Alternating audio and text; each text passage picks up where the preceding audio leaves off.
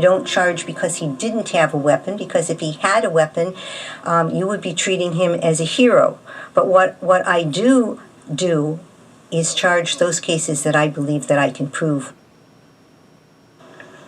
An unarmed man dies at the hands of his mall security guards, but the Oakland County prosecutor says it's not a crime. Time to let it rip. Many believe that decision was outrageous and are struggling to understand why those guards won't be held criminally responsible. And one of them is attorney Gerald Thurswell, who represents Cochran's family. He's filed a wrongful death lawsuit to make sure someone pays for his death. But former prosecutor Steve Kaplan thinks Jessica Cooper made the right call. All right, I want to start with Steve Kaplan real quick.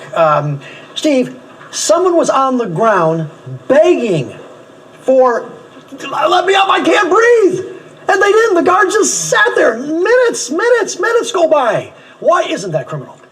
It's not an intentional act. There was no intent to cause great bodily harm or death, and the conduct of the three guards under the circumstances was not reckless. It's not grossly negligent. It's not criminal. But a lot of people have a question, though, when they saw those guards on top of him, and certainly the one with the knee in the back and very visual, and as Charlie said, saying, I can't breathe. Clearly, if they were not on top of him, he wouldn't have died. Why wouldn't the intent be there? Because they are untrained. They're not in the same capacity as police officers. They're not trained as medical doctors. They have a dangerous man who purportedly had a weapon, who purportedly made a threat to kill, and here they're restraining him. That is what they're supposed to do to protect the public. But Gerald Thurswell, what are we missing from this case? There's got to be new facts. Why was your guy there? What was he really doing? What's going on? There's a lot of facts that haven't been shown to the media yet. First of all, he was at a counter, and supposedly he said, I was going to kill somebody. The store owner then calls the security dispatcher. The dispatcher then sends two guards up to see him. The dispatcher at that time does not call the police.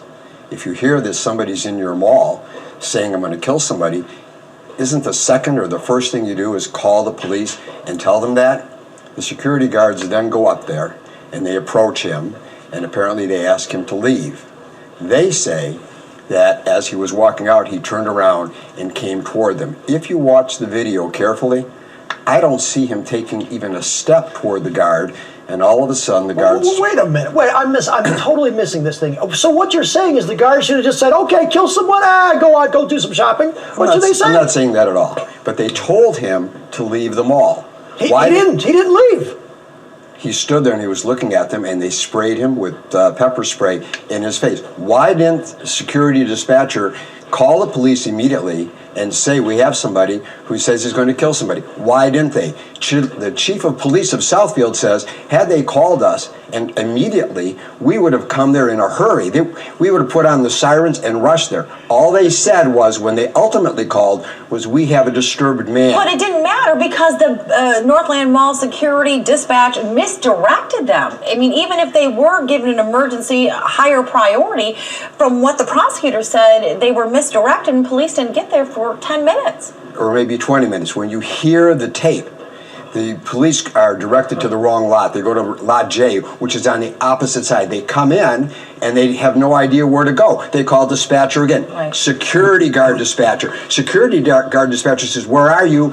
And that person can't even give the correct directions. They have to send a security guard to get to the police to come to. Let me just tell you what the facts are that you are not aware of and hasn't come out yet. Right. And it didn't come out at the press conference. Number one, when he's on the ground, and they're pressing on his back and he's crying out, he can't breathe, one of the security guards says to the sergeant, security guard sergeant, let's let him up. Security guard sergeant says, no. Then one person, a bystander comes, and this is all in the prosecutor's records, bystander comes over and says, you're killing him, let him up. Second bystander comes over and says, you're killing him, let him up.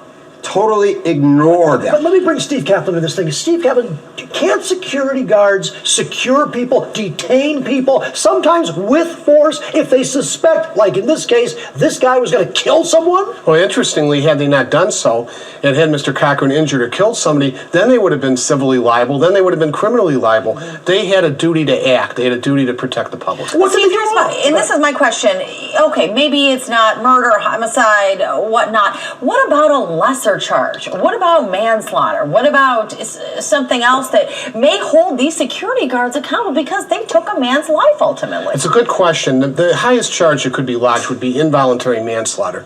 That requires gross negligence, recklessness, like a drunk driver killing a person, or a mother letting her child swim in the pool alone and while she answers the phone inside. If they're untrained, though, isn't that gross negligence? No, actually, that's in favor of the guards because they're not trained to know that he could die after But so shouldn't many a jury minutes. make that call? Shouldn't a jury determine whether it's gross negligence or not? No, I don't think so, because here you have, and there are other factors involved, including the fault of Mr. Cochran, including the good faith of the security guards, including a situation that these guards did not expect. There are some parallels to the Theodore Wafer case, but yes. And George, you said that, we've heard, I was at the press conference, the prosecutor herself said there was not enough to hold someone criminally responsible, but there's a heck of a civil case here. There is. I mean, the negligence is just, it's so gross. It's outrageous. But the bottom line is, here's some more facts that didn't come out. And the prosecutor had these witness statements. Two of the witnesses, I think there were three witnesses, said one of the security guards was choking him. Another witness said that while he was on the ground, they were spraying him with more pepper spray. But we did not see that in those videos. No, and it didn't come out. So these are witnesses who had given written statements to the Southfield Police Department. These are facts that didn't come out at the press conference. These are facts. So are you saying then, had these facts come out of the press conference, there may have been criminal charges? I'm not saying whether they should or shouldn't be, but there were other facts, there were other witnesses whose testimony did not come out at the press conference. Well, here's the issue. We heard also Oakland County Prosecutor Jessica Cooper say multiple times that she doesn't try a case that she can't win. Did she not go after this case because she felt that she couldn't win? A factor for a prosecutor to consider when deciding to lodge charges is this a case we can win? Is there a likely win here? In this case, it's not guilty. It's either a not guilty or hung jury. So why waste resources on a case that is not winnable? Chief of Police of Southfield said had they been called immediately, they would have, and given proper directions, they could have come to the scene immediately. And he said that his officers are trained, could have turned him over within 2 minutes, maybe 3, and put handcuffs on him. But instead of that, he was on the ground with them on his back, 15, 20 minutes. When they finally turned him over, he was unresponsive. They waited for him to die before they turned him over to let him breathe. Now, if you have independent witnesses saying, let him up, he's dying, 2 of them come over at different times. He's saying he's dying. He says, call 911. He says, I'm dying, and everybody ignores him. But are you really advocating for criminal charges against these security officers? Doesn't it help the civil case if there are no criminal charges? I'm not taking that position, but Steve said moments ago that there were 3 security guards. There were 6 security guards. You're telling me 6 security guards can't hold 2 arms and then handcuff him and turn him over? 6 guards? 6? All right, we'll get to this in a little bit. We also want to explore that there's another case that's going on right now. There's a lot of similarities. We're going to try to break those down coming up after the break. We're back with former prosecutor Steve Kaplan and the attorney for McKenzie Cochran's family, Gerald Thurswell.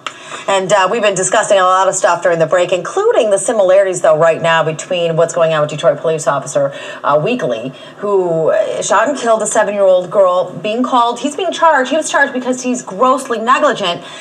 Yet he didn't mean to kill this 7-year-old girl, and yet the same standard isn't for the security guards who were, some believe, also negligent. Well, inherent in the crime of gross negligence or manslaughter is there is not an intent to injure, but the conduct is outrageous. Now, I was with the Wayne County Prosecutor's Office when the case originated, but I can talk to you in a general sense that when an officer uses a weapon and somebody dies and that officer is trained, more likely an officer will be charged as opposed to a security guard who is not trained in the same manner as a police officer. Is that the problem, though, that security guards are supposed to act like police officers, but they're not held to the same standard? I don't think anybody expects them to be sergeants. They're not Columbo. They're just doing their jobs as so best as they can. They had weapons. They had pepper spray. They had 6 of them, as Gerald Thurswell said. I mean, isn't that enough? Officer Weekly was doing a job. He was trying to find a murderer. Right, and I'm not suggesting he should have been charged, but Fact is Did Kim Worthy goof on this one? No, I don't think so. And she's my former employer. So you're former. It's okay. Former. But they give these security guards a badge, they give them a uniform, they give them pepper spray, they take 6 officers to hold this guy down for maybe 20 minutes, and they don't get the police there immediately. They never tell the police that the man threatened to kill somebody. All they said, we have a disturbed man. So the police come, at their leisure. Do you think there are similarities between the Weekly case and your Northland Mall case? I think the similarity is that security guards think they're police officers, act like police officers, and then they hide behind the shield that, look, we weren't trained, we don't know what we're doing. But they take the same actions. Pepper spray, holding somebody down until they die. Should the requirements change? And we've heard this talk now with legislatures trying to look at maybe it's time to require security guards to be properly trained so something like this doesn't happen again. Well, additional training would benefit the public. Right. I mean, there's a question that maybe they are given too much power in situations like this. Do you believe that they are? No, they have a duty. They have a duty to protect the patrons at the mall. Anyone could have brought a large lawsuit had a person been injured by... But he wasn't armed. I mean, shouldn't they have checked that before they No. took these extreme measures? Well, they believed he was armed. He was wearing a large puffy coat, and he said, I'm going to kill someone. That implies he had a weapon. All right, let me talk about this $800 million. Well, $800 million. You only need $25,000 to get in the courthouse. But nevertheless, $800 million. Do you think that your client bears any responsibility to what happened that tragic day? No, he didn't do anything to cause his death. Should he wear a sign across his chest, I am unarmed?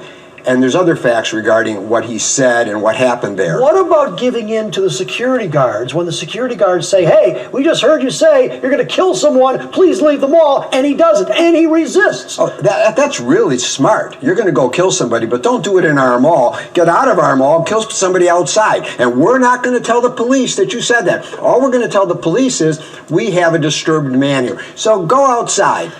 And There's what no was interesting was we responsibility. kept hearing him say, and the prosecution said this as well, that when he struggled, and the more he struggled, the more that he couldn't breathe, and he actually was to blame for his own death. People have to be held responsible for their own conduct. Had he not threatened to kill somebody, had he not been wearing this large jacket, had he not resisted the security guards, we wouldn't be discussing the case. He led to his own demise through his actions. That's going to hurt him in the civil case. Do you think so, Steve Kaplan? I think so. Oh, so he shouldn't wear a large jacket. That's really, really important. Well, I think it was isn't the fact that it was the breathing. Okay, and, let's talk and about the we heard breathing. him say, I can't breathe. Let's talk about the breathing. Don't you want to breathe if you're becoming shortness of breath? You have shortness of breath? You're becoming hypoxic? Don't you want to push up so that you can start to breathe? Is that wrong to try to breathe? Is it wrong to tell them I'm dying? Is it wrong to tell them? He said, please call 911. Take it away. What about the 2 witnesses that came over to them and said, officer, please, can you let him up? He's dying. Get away, they say. Then another one said, he's dying. Please let him up. I mean, Steve, when you saw that video, did you find it troubling, or did you think that he, in fact, caused his own I thought it was his own actions that led to his death. You did. Blame the victim. Always blame the victim, right? Comparative negligence is a principle of the law. But we'll get into that in the civil case later. Right now, out of Thank time. you for sharing both your Steve views on Kaplan, this. Gerald Thurswell, this case we certainly will be following, especially your civil case. Thanks for coming. Thank you. Coming up, Sterling Heights.